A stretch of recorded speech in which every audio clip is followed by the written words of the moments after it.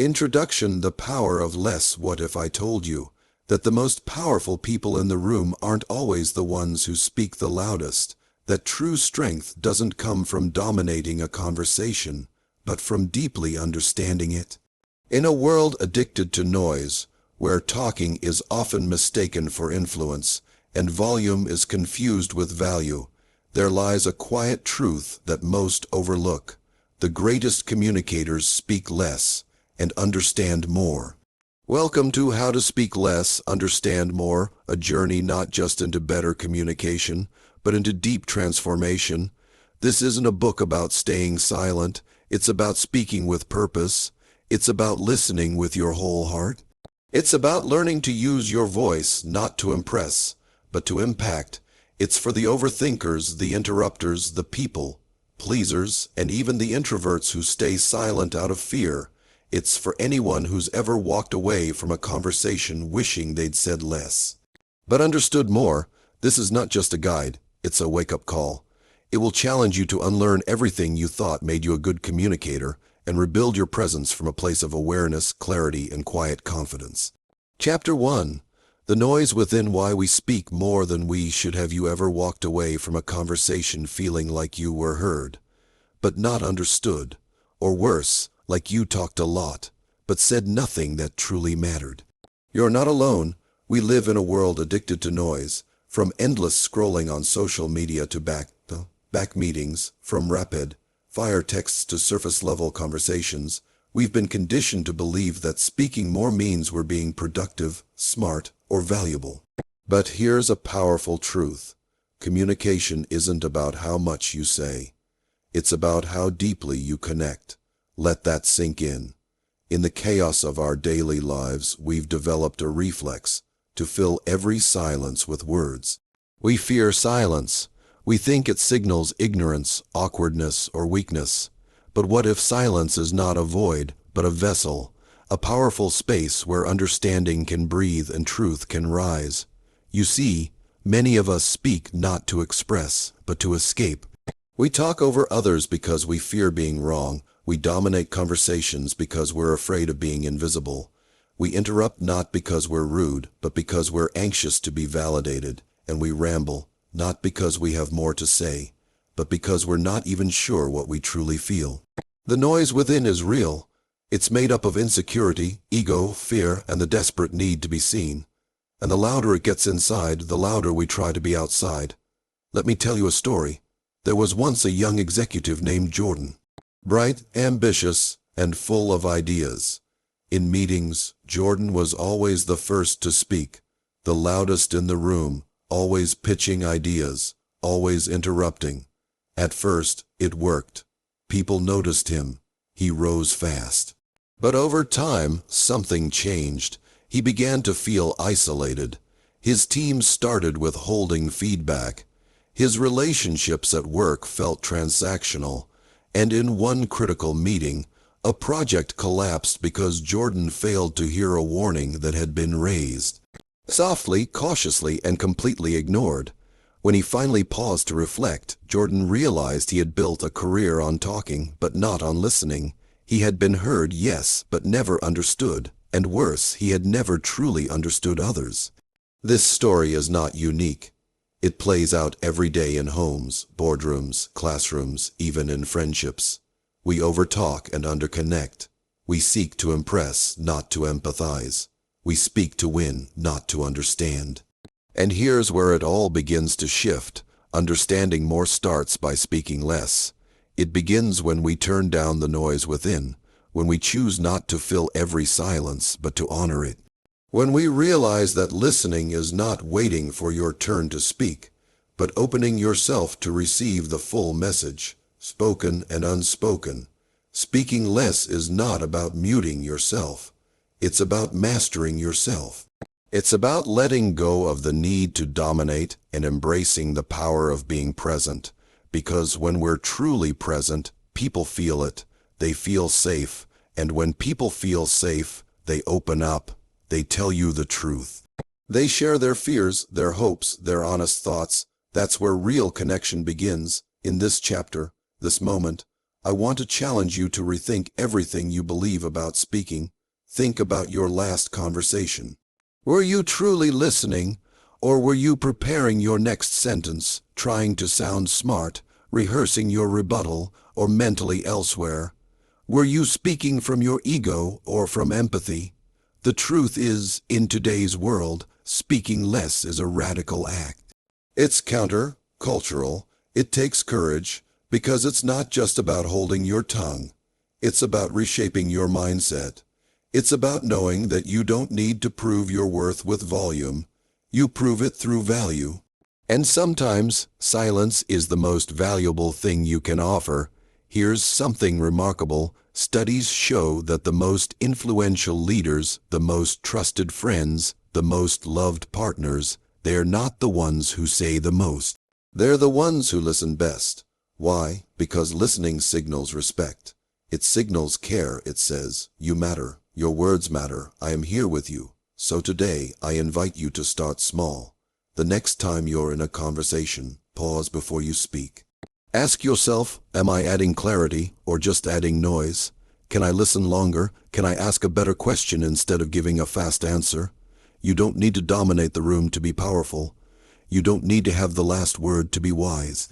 Sometimes, the strongest voice in the room is the one that doesn't speak, but understands. The journey of this book is not about becoming less of yourself.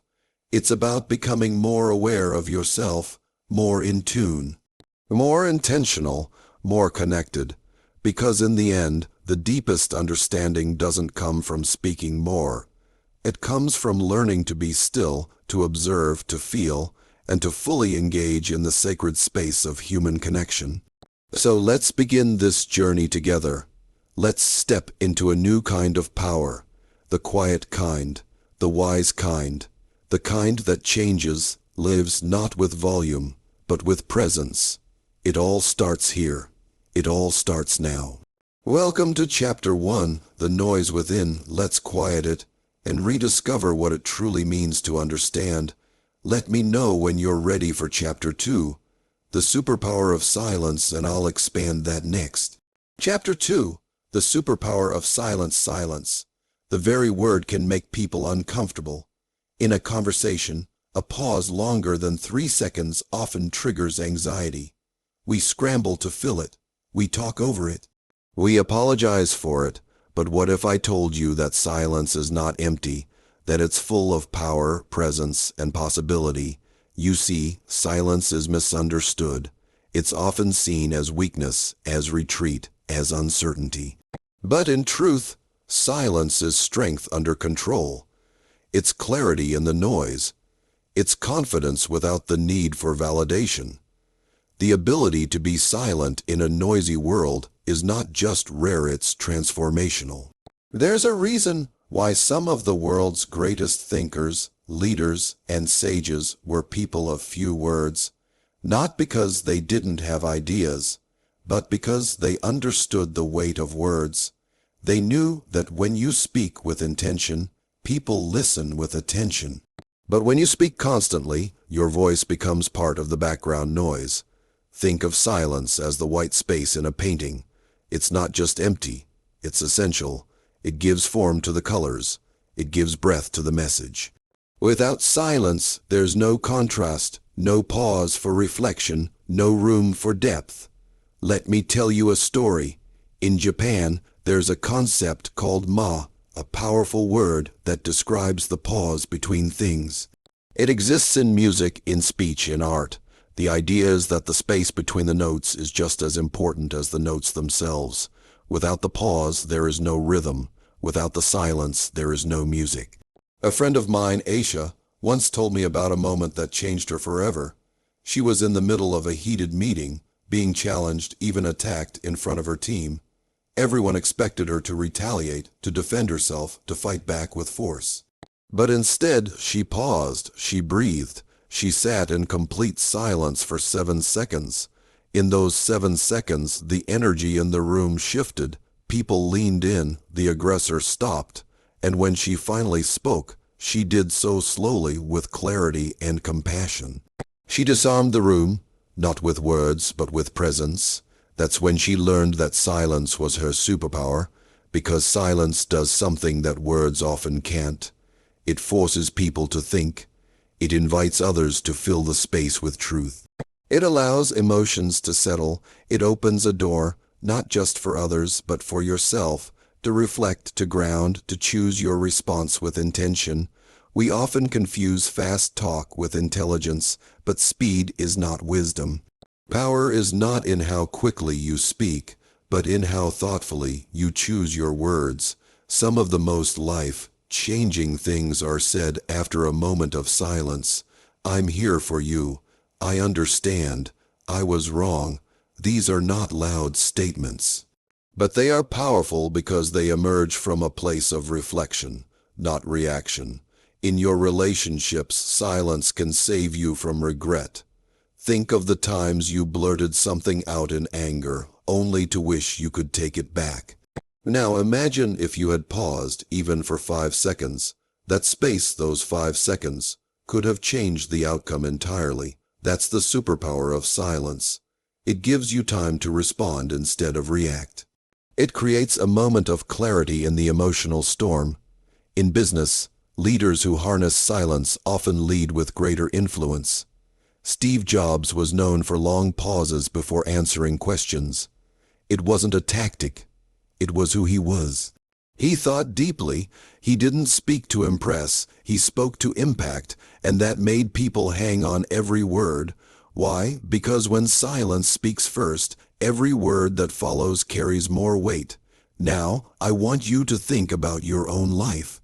How often do you speak because you feel you have to? How often do you rush to answer before someone's even finished asking? What would it look like if you simply paused? If you let the silence stretch just a little longer? The truth is, silence is not just the absence of noise. It's the presence of awareness. In silence, you start to notice things you've missed. The tone behind the words, the emotion behind the silence of others. The stories they're not saying, the pain they're hiding, the joy they can't express. When you cultivate silence within yourself, you sharpen your emotional radar. You begin to understand not just what people say, but why they say it. You move from reacting to connecting, from proving to empathizing. So today, I challenge you to embrace silence, not as a void to fear, but as a space to grow. The next time you're tempted to fill a pause, try holding it. The next time you're about to speak out of habit, take a breath. Let silence guide you. Let it speak for you. Because silence, when wielded with intention, can communicate more than 1,000 rushed words ever could. It says, I am here, I am listening, I am present, and that presence, it's magnetic. It changes rooms, it heals relationships, it transforms communication. In a world screaming to be heard, be the one who chooses to listen. Be the calm in the storm, be the silence that speaks. This is the superpower that lives in you, and the world needs it now more than ever. Let me know when you're ready for Chapter 3. Listening is loving the lost art of deep attention. Chapter 3, Listening is Loving the Lost Art of Deep Attention. There's a simple truth we've forgotten in this noisy, fast-paced world. To listen is to love. Think about that for a moment. When was the last time someone truly listened to you? I'm not talking about someone nodding while scrolling through their phone or waiting for their turn to speak. I mean someone who looked you in the eye, leaned in with their whole presence, and made you feel like in that moment you were the only thing that mattered. Rare, isn't it? That's because true, deep listening has become a lost art. We're surrounded by a world that prioritizes output, more speaking, more content, more status updates. We're constantly encouraged to project our voices louder, to market ourselves better, to speak faster so we don't get cut off.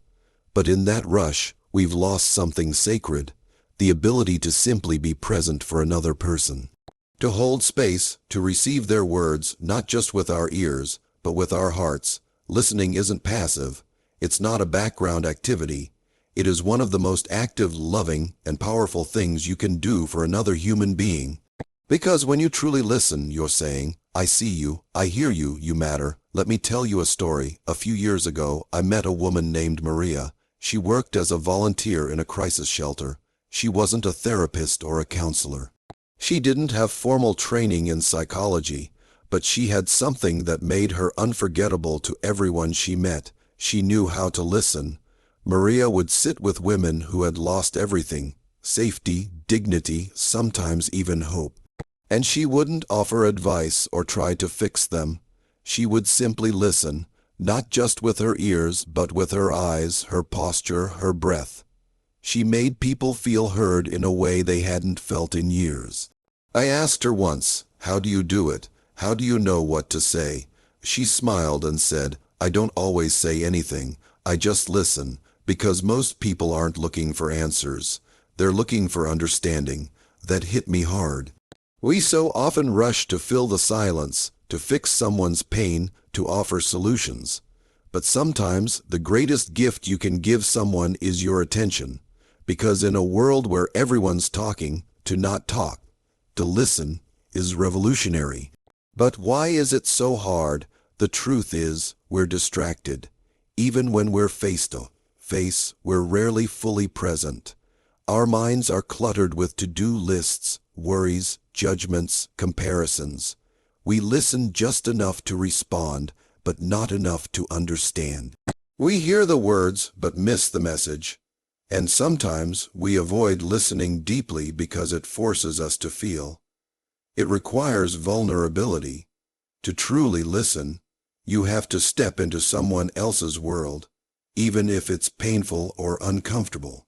And that takes courage, but here's the magic. When you push past the discomfort and really listen, you connect, and connection is everything. Studies have shown that deep listening releases oxytocin, the bonding hormone. It lowers cortisol, the stress hormone. It reduces conflict in relationships. It builds trust. It increases emotional intimacy. In other words, listening heals, and yet, so few people do it well.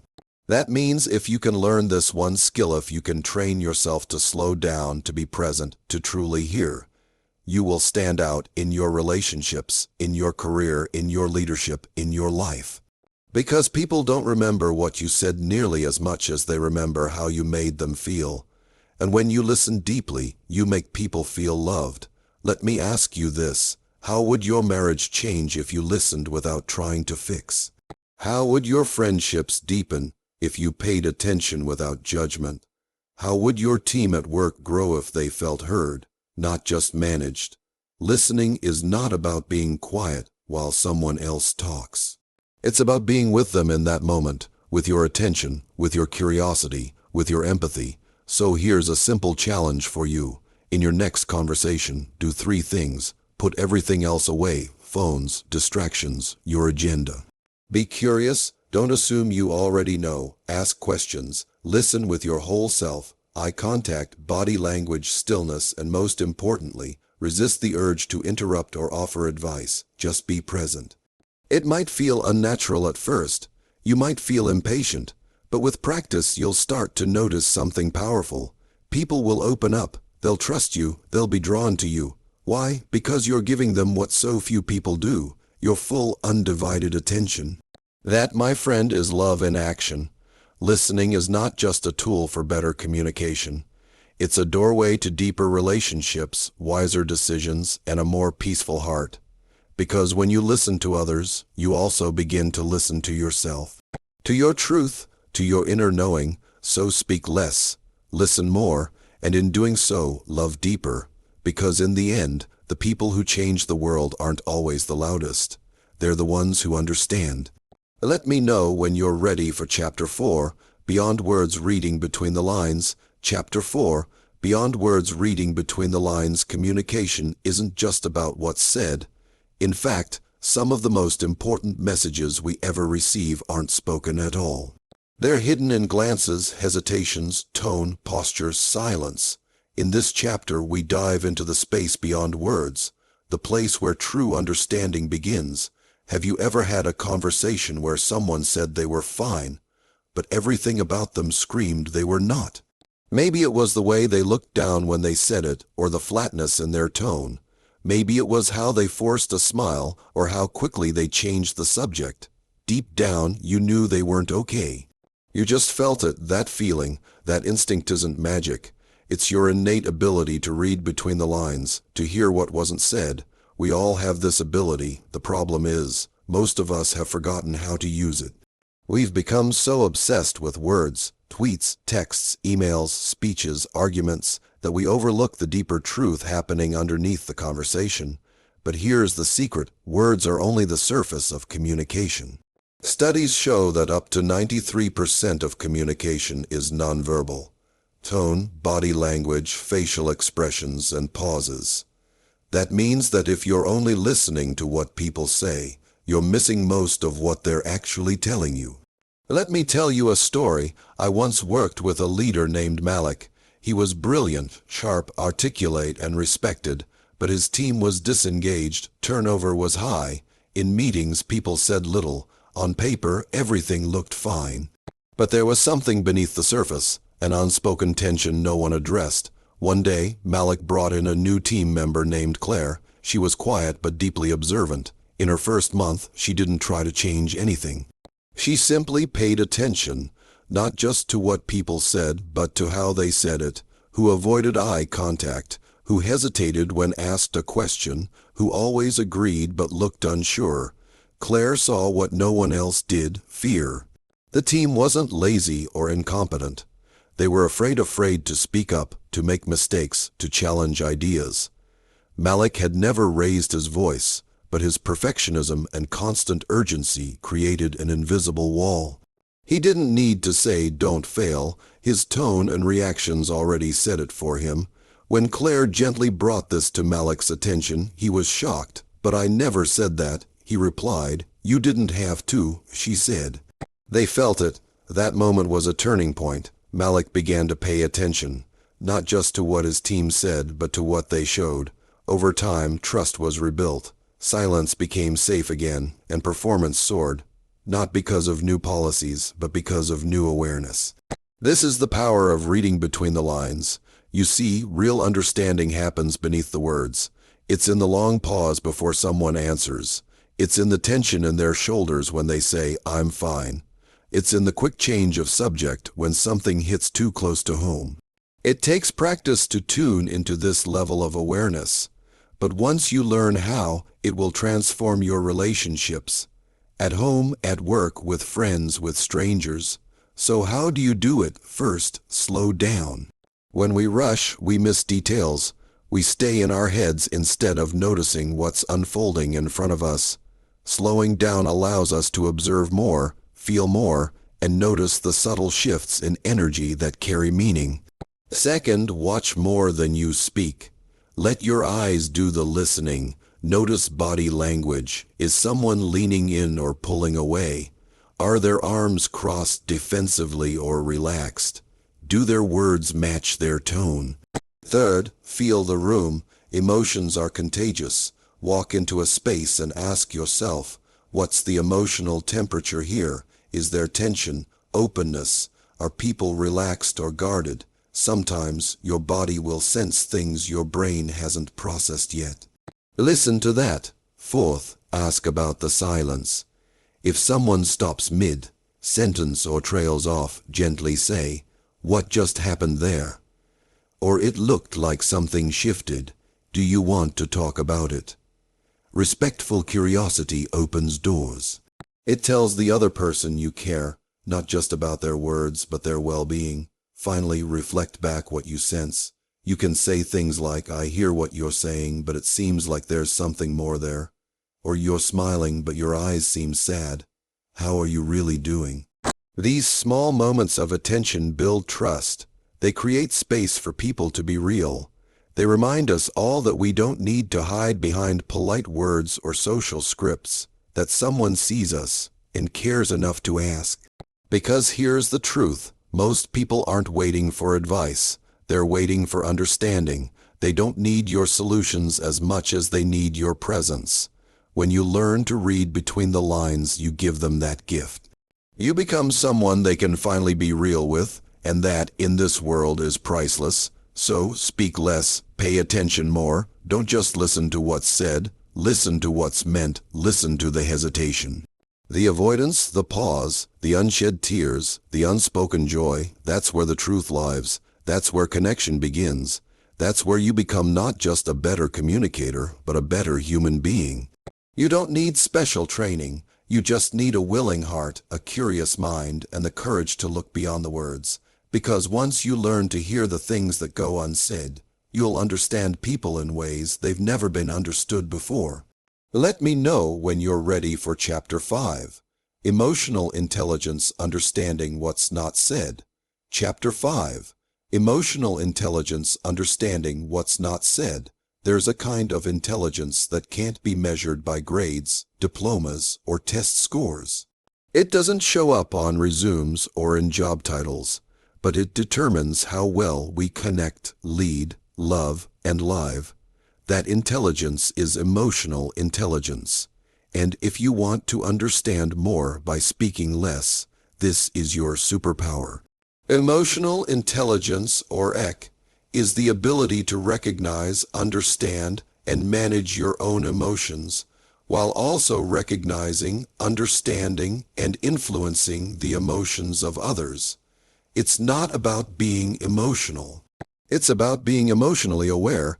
Let me tell you something that might surprise you. Most people don't know what they're feeling. Not really. We say we're fine or tired or stressed, but those are surface labels. Beneath them, there's often a deeper emotion waiting to be named: fear, disappointment, shame, hope, love, grief, excitement. And here's the thing, when people don't know how to express their emotions clearly, they express them indirectly.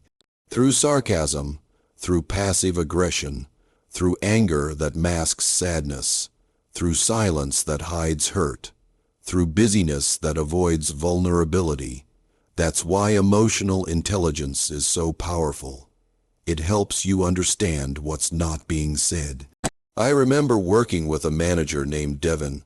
On paper, he was a high performer, intelligent, efficient, organized, but his team was frustrated. They felt disconnected.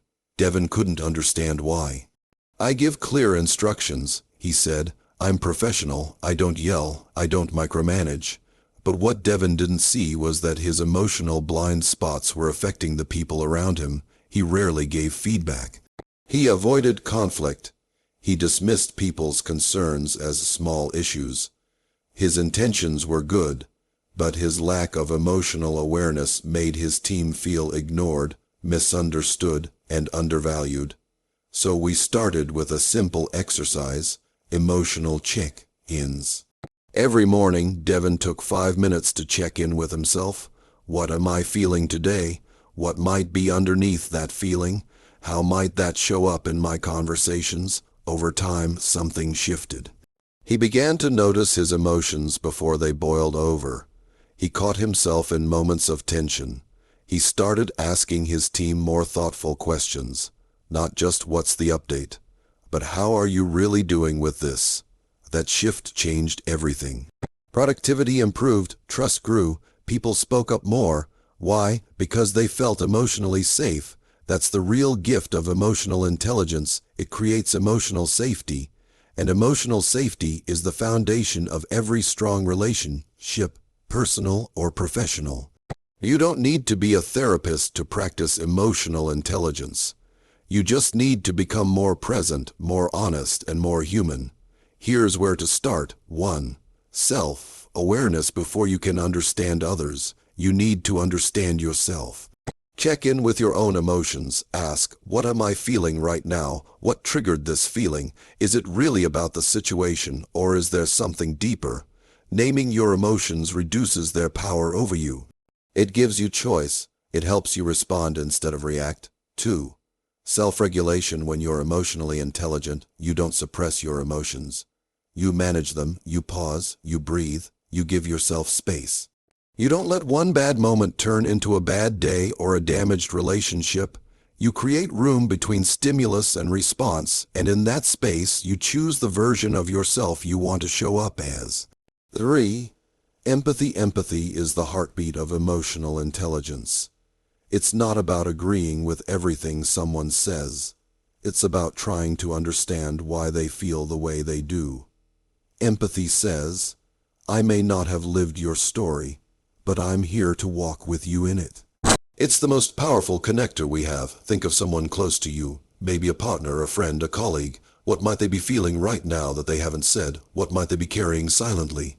Empathy is asking that question, not just once, but often. It's listening with your heart as much as your ears. 4. Social awareness. Social awareness is about reading the emotional climate of a room. It's knowing when to speak and when to stay silent. It's picking up on cues, body language, tone, energy shifts. It's the ability to step outside your own emotional bubble and tune into the collective experience of others. Ever walked into a room and felt tension even before anyone spoke? That's social awareness. It's the subtle art of feeling the room and adjusting your approach accordingly. 5. Relationship management. This is where emotional intelligence truly shines. It's the ability to navigate conflict without creating casualties, to give feedback without attacking, to express needs without blame, to lead with both strength and compassion. When you can manage your emotions and respond to the emotions of others, you become someone people trust. You become the kind of leader, friend, or partner that others are drawn to, not because you always have the right words, but because you understand their unspoken needs. Here's the truth. Being emotionally intelligent doesn't mean you'll never mess up. It means you'll recognize when you do, and you'll repair. It means you'll care enough to ask the hard questions, to lean in when it's uncomfortable, to love without always needing to be right. So, speak less. And in that space, feel more, notice more, understand more. Because the more emotionally intelligent you become, the more clearly you'll see what's behind people's words and what's behind your own. In the end, emotional intelligence isn't about being soft. It's about being strong enough to feel and wise enough to listen to those feelings, not just yours, but everyone's around you. That's not just intelligence, that's power, that's leadership, that's love. Let me know when you're ready for Chapter 6. The discipline of pausing, responding, not reacting. Chapter 6. The discipline of pausing, responding, not reacting in a world that moves at lightning speed, where everyone seems to be in a rush to respond, reply, react. We've forgotten one of the most powerful tools in human communication, the pause. The pause is small, but mighty. It's that sacred moment between stimulus and response. It's where we find our clarity, our strength, our emotional intelligence, and most importantly, our freedom. Let me ask you, how many times have you said something in the heat of the moment and immediately wished you could take it back? How many conversations have escalated simply because no one stopped to breathe, to think, to reflect? We often think speed equals strength, that fast answers show control or intelligence, but the truth is, power lives in the pause. Let me tell you a story. There was a teacher named Mr. Langston who taught middle school in a tough neighborhood. His students were smart, but many came from chaotic homes and brought that pain into the classroom. One boy, Marcus, was especially angry. He disrupted class, snapped at classmates, and once threw a chair across the room. Most teachers yelled, some ignored him, but Mr. Langston did something different. The next time Marcus erupted, instead of reacting, Mr. Langston paused. He stood silently for 5 long seconds, just breathing, calm, steady. Then he said quietly, "Marcus, you okay?" The entire class went silent. Marcus stared at him, surprised. He wasn't expecting compassion. He wasn't expecting that pause. In that stillness, something broke open. He didn't yell back. He didn't run. He sat down. That was the beginning of a slow but powerful transformation for Marcus and for the entire classroom. What Mr. Langston taught in that moment wasn't just discipline. It was presence. It was self-control. It was wisdom, and it all started with a pause. We all have moments when emotions surge. Anger, fear, anxiety, defensiveness. These emotions are not wrong. They are human, but what we do next, that's where the difference is made. That's where character is revealed, and that's where the pause becomes a bridge between chaos and clarity. The discipline of pausing is not about silence for the sake of silence. It's about creating space to breathe, to choose, to respond instead of reacting. A reaction is instinctive, a response is intentional. Reactions often come from pain, ego, or fear. Responses come from values, from empathy, from awareness. Practicing the pause starts with one simple habit: becoming aware of your triggers. What situations make your heart race? Who are the people that get under your skin? When do you find yourself rushing to speak or defend? The next time you feel that surge, stop, breathe, count to 5. Ask yourself, what am I really feeling? What outcome do I want here? What would a wise, grounded version of me say right now? It may sound small, but that moment can save relationships. It can diffuse conflict. It can transform the energy in a room. Take parenting, for example. A child misbehaves, talks back, or makes a mess. The automatic reaction might be yelling, punishment, control. But the parent who pauses gives themselves the gift of perspective. They might still discipline, but they'll do it with calm, with explanation, with connection. And the child won't just hear noise, they'll hear love. In the workplace, a pause before reacting to criticism can mean the difference between burning a bridge and building trust. In a relationship, pausing before speaking during an argument can prevent damage that takes years to repair. Pausing is not weakness, it is self-mastery. Let's look at nature. The most powerful forces often move with quiet strength. The ocean pauses before the next wave. The archer pauses before releasing the arrow. The heart pauses between beats. There is rhythm in restraint. There is grace in the gap. In conversation, the pause also allows us to listen more deeply. When we're not rushing to speak, we create space for others to feel heard. We hear not just their words, but their emotions. We notice the tone. The pause also invites truth.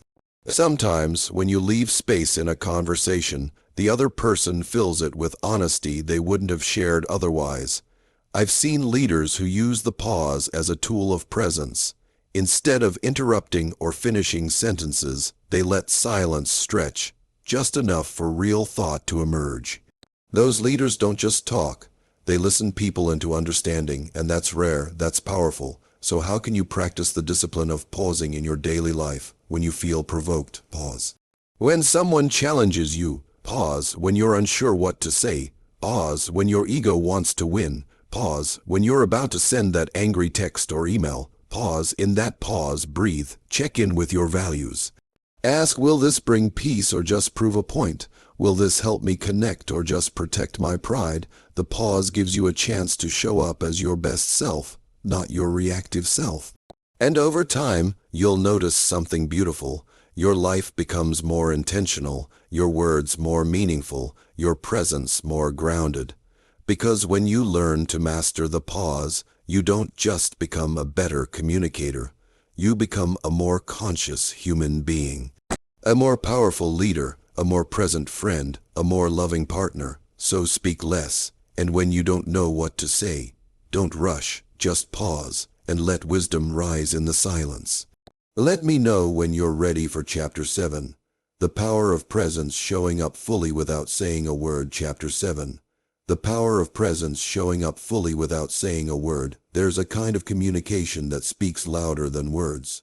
One that doesn't require noise, explanation, or even eye contact.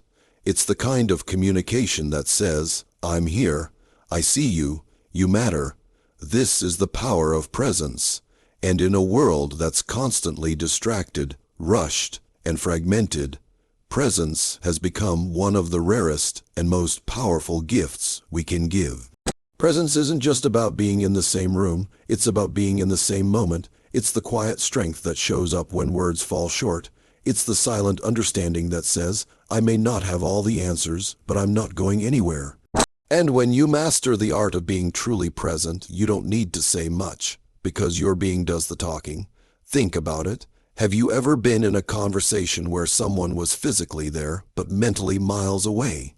They nodded, maybe threw in a few ahas, but you knew deep down you weren't being heard. Now contrast that with someone who looked you in the eye, who listened without interrupting, who made you feel like in that moment you were the only person that mattered. That's presence, that's power, and no amount of talking can fake it. Let me tell you a story. There was a young woman named Rachel who had just lost her father. At the funeral, dozens of people came up to her, some with comforting words, others with awkward cliches. "He's in a better place," they said. "Everything happens for a reason." But none of it helped, none of it touched her grief, and then came her grandfather. He walked up to her, said nothing, and simply hugged her. No advice, no platitudes, just presence. He stood there with her, letting her sob into his chest. Minutes passed. Not a word was exchanged. But later, Rachel would say, "That was the moment I finally felt safe to cry." He didn't try to fix it. He just showed up. That's the magic of presence. It heals in ways words never can. In today's world, we are constantly pulled in 1,000 directions. Emails, texts, alerts, notifications, expectations. We multitask through conversations. We scroll while someone is speaking. We are physically present but emotionally vacant. And as a result, we've become disconnected from others, from ourselves, from the moment we're in. But what if we chose differently? What if, instead of trying to impress, we chose to attend? What if, instead of rushing to respond, we offered the sacred gift of full attention? Because make no mistake, attention is love, it's respect, it's recognition. And in a world starving for connection, your undivided presence is more valuable than gold. Presence also requires courage. It's not always comfortable to sit with someone in their pain, their silence, their struggle. We often want to jump in and fix things. We say it'll be okay, not because we know it will be, but because we can't handle the discomfort of seeing someone suffer. But presence says, "You don't have to go through this alone. I'll sit in the dark with you until the light returns." You see, presence is not about solving problems. It's about standing beside someone as they face them. And ironically, the more you learn to be present, the more people feel heard, safe, and understood, even if you say very little at all. The same is true in leadership. Great leaders aren't just those who deliver brilliant speeches. They're those who show up in difficult moments. They sit in the discomfort. They listen when there's nothing to say. They offer a steady presence when the storm rages. Their presence becomes a lighthouse, reliable, calm, unwavering. And in relationships, presence is the foundation of intimacy. It's what makes love feel real. You can't build connection without presence. You can say "I love you" 100 times, but if you're distracted during dinner, glued to your phone, or mentally checking out, those words will ring hollow. Real love is undivided attention. It's holding space for someone without judgment. It's being where your feet are, right here, right now. So how do you practice presence? You start by putting your phone down. You turn off distractions. You look people in the eyes. You breathe deeply. You listen with your whole body. You resist the urge to interrupt or fix or fill the silence. You let the moment be enough. Presence is not complicated, but it is intentional. And perhaps most importantly, presence isn't just for others, it's for you too. When was the last time you were fully present with yourself? No noise. And no scrolling, just you sitting with your own thoughts, feelings, breath. Most people avoid this. Why? Because it's hard to face what's underneath. But presence with yourself is the birthplace of self, awareness, healing, and clarity. Because when you learn to sit with yourself, you stop running from others. When you learn to be fully present with your own pain, you become strong enough to sit with someone else's. And when you live in the present moment, life becomes richer, fuller, deeper. So speak less, show up more, be fully there, in conversations, in relationships, in silence, because your presence, undistracted, unfiltered, unhurried, has the power to heal, connect, and transform. You don't need perfect words. You just need to be there, fully, honestly, quietly, completely, because in the end, the most powerful statement you can ever make is, "I'm here." Let me know when you're ready for Chapter 8, Listening to Understand, Not Just to Reply. Chapter 8, Listening to Understand, Not Just to Reply, Listening. It's one of the most underestimated, overlooked, and underused superpowers in the human experience. And yet, it holds the key to deeper relationships, better leadership, and stronger understanding. Not just hearing, not just waiting your turn to talk, but truly listening, to understand, not just to reply. Let's be honest. Most people aren't listening. They're just reloading, waiting for a pause so they can fire their opinion, their story, their correction. They're mentally rehearsing what they'll say next while someone else is speaking, and in doing so, they miss the message. Not just the words, but the meaning beneath them. But here's the truth. People don't want to be fixed nearly as much as they want to be understood. They don't want a lecture, they want a listener. Someone who isn't rushing to solve, to judge, to advise, but is simply present, engaged, open, and curious. I want to tell you about a man named Kevin. He was a successful executive, sharp, respected, driven. But his teenage daughter, Maya, had started pulling away, shutting down during conversations, avoiding him at dinner, retreating behind headphones and slammed doors. Kevin thought he was doing the right things, giving advice, asking questions, offering support. But one day, his wife pulled him aside and said, "Kevin, she doesn't need a CEO. She needs a father who listens." That hit him hard, so he changed. The next time Maya came home from school looking defeated, he didn't ask, "What happened now?" He didn't say, "You need to toughen up." He simply said, "Want to talk?" And when she started to speak, he did something revolutionary. He didn't interrupt. He didn't finish her sentences. He didn't jump in with "Here's what you should do." He just listened. At first, she was surprised. Then she opened up, and that was the beginning of healing, because he chose to listen to understand, not just to solve.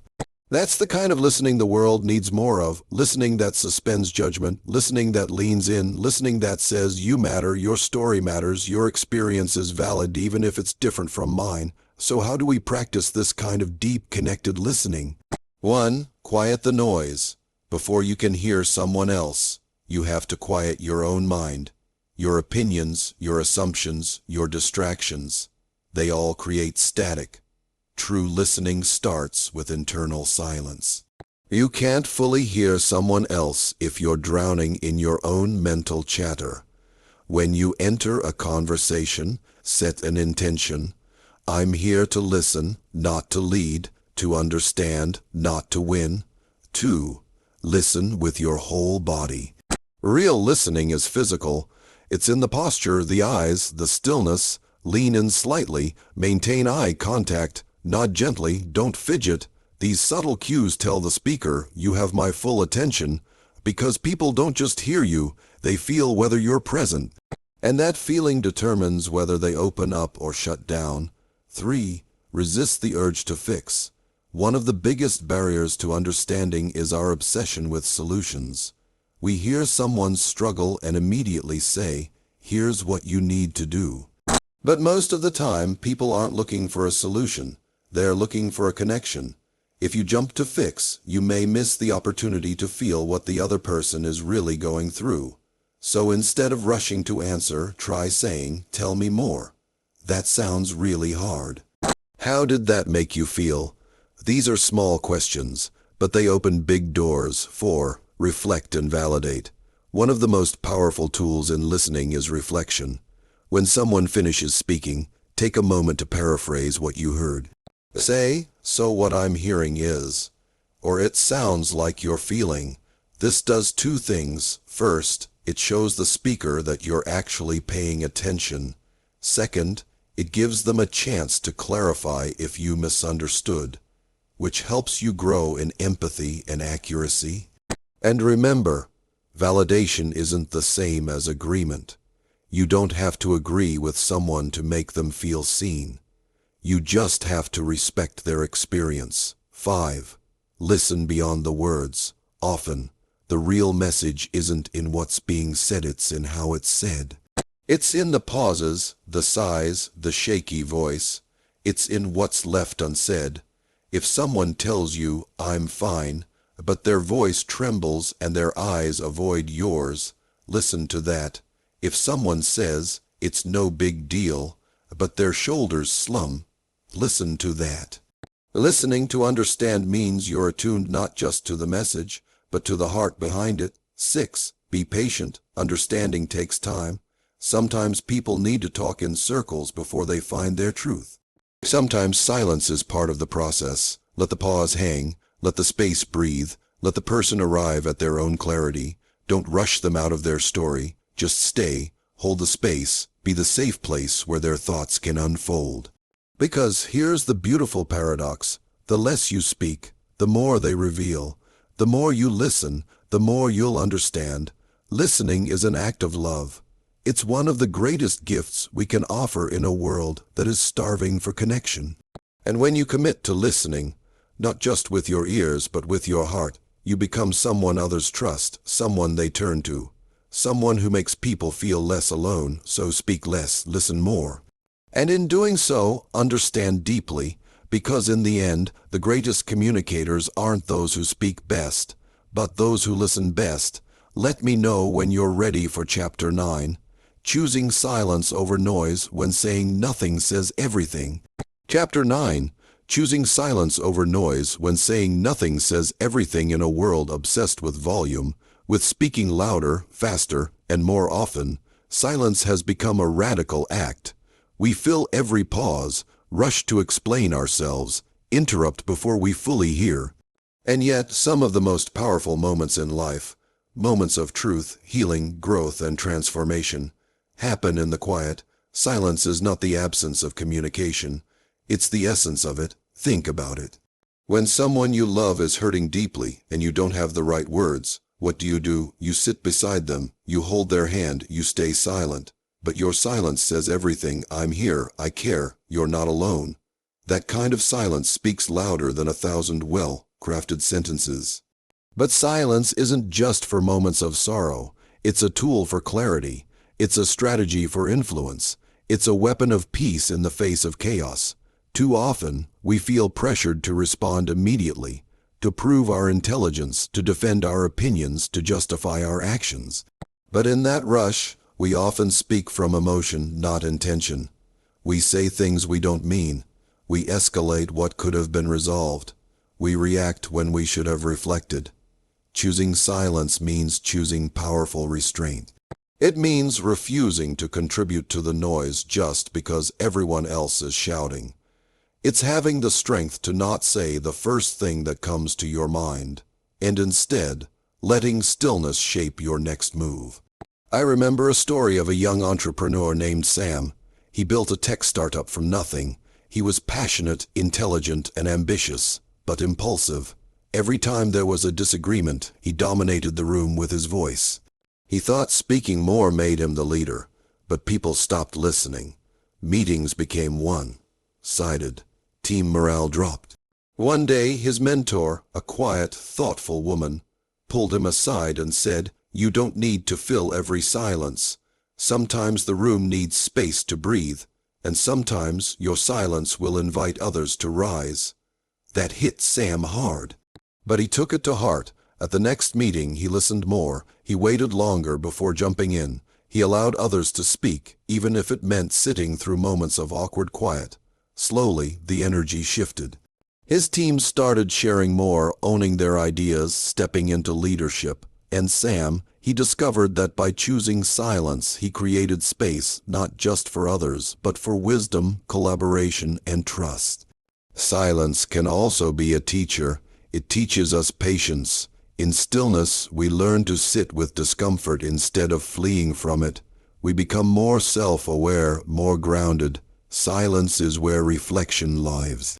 It's where we process emotions, understand ourselves, and gain the clarity we need to speak with intention instead of impulse. It also reveals what really matters. When you strip away the noise, the chatter, the gossip, the endless commentary, you start to notice what's true. Silence sharpens your intuition. It tunes your inner voice. It allows the soul to speak. In conflict, silence can be the turning point. When two people are arguing, silence isn't weakness. It's strength. It can disarm tension, de-escalate anger, and open a door to resolution.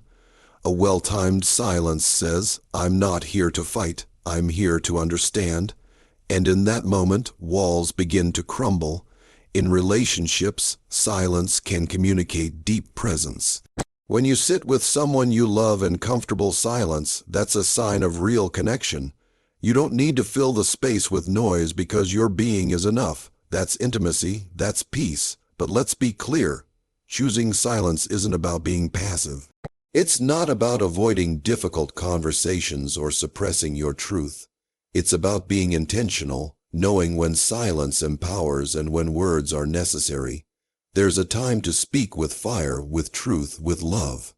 But there's also a time to say nothing, and let your silence say it all. So how do we choose silence in a noisy world? 1. Pause before you speak. Before responding in a conversation, take a breath. Let silence give you a moment to reflect. What's your intention? What's the outcome you want? If your words don't serve that, maybe silence will. 2. Practice daily stillness. Set aside time to sit in silence, even 5 minutes a day. No phone, no music, no distractions, just you, your breath, and your thoughts. It may feel uncomfortable at first, but over time you'll come to crave it, because in silence we reconnect with ourselves. 3. Use silence to deepen your presence. In conversations, allow pauses. Let others speak without feeling the need to fill the space. This tells them, I'm not here to compete, I'm here to connect. 4. Let silence be your boundary. You don't have to respond to every insult. You don't have to defend yourself against every judgment. Sometimes silence is your shield. It says, I'm not giving energy to what doesn't deserve it. 5. Listen to what silence is teaching you. Pay attention to what rises in stillness. The fears, the hopes, the insights, that's your inner world speaking. And if you never stop to listen, you'll miss the wisdom your soul is trying to give you. In the end, silence is not a lack, it's a language. A sacred space where truth can rise, where connection can deepen, where wisdom can grow. Speaking less doesn't mean you're saying less. It means your words carry more weight. So speak when it matters. And when it doesn't, let your silence be the statement. Because sometimes the most powerful thing you can say is nothing at all. Let me know when you're ready for Chapter 10, The Mastery of Fewer Words, Saying More by Speaking Less.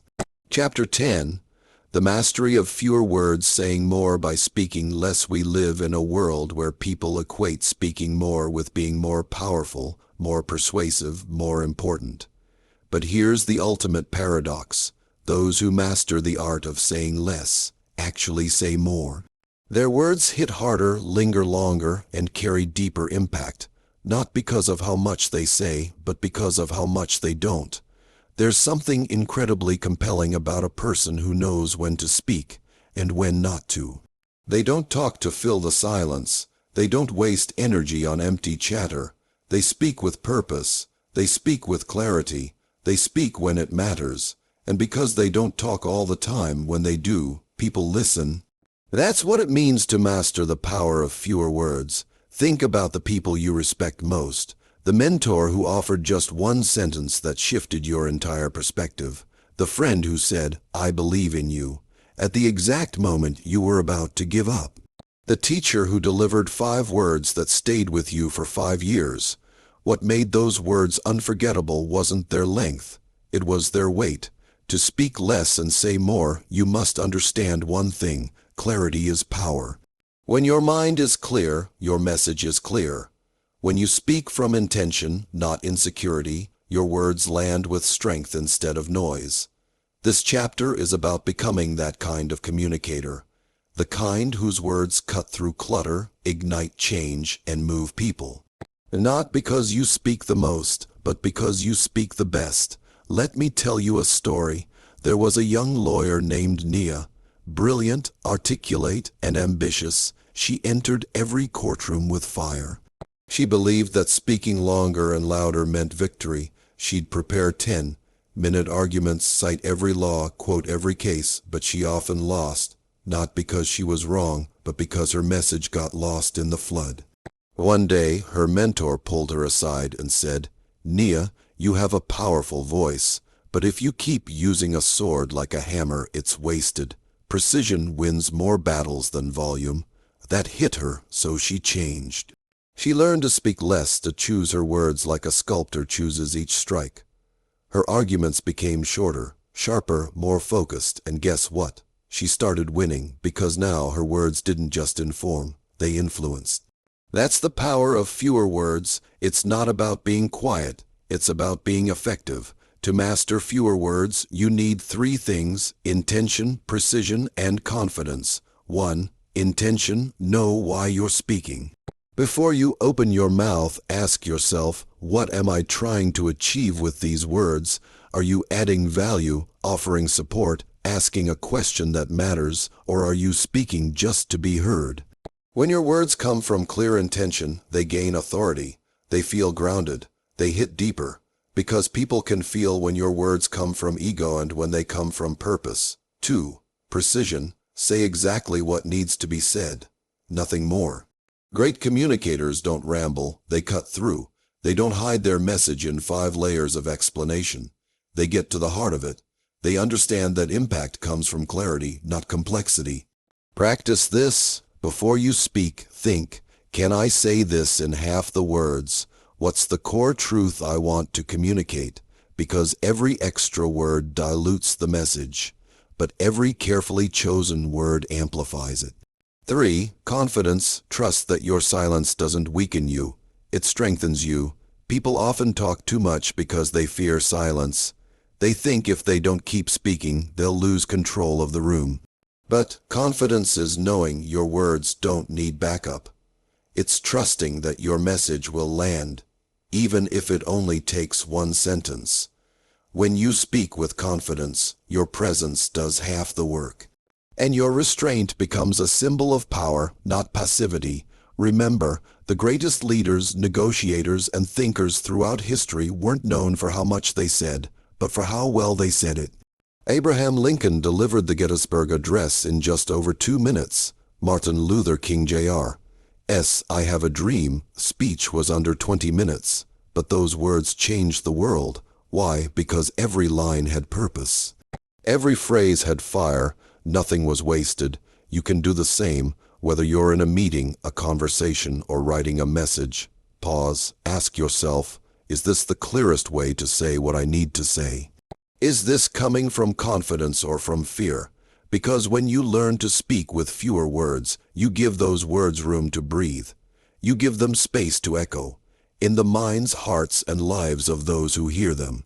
This isn't just about communication. This is about leadership. It's about being someone whose words create change, not because they're louder, but because they're truer. So speak less, but when you do speak, mean it. Speak less, but say more.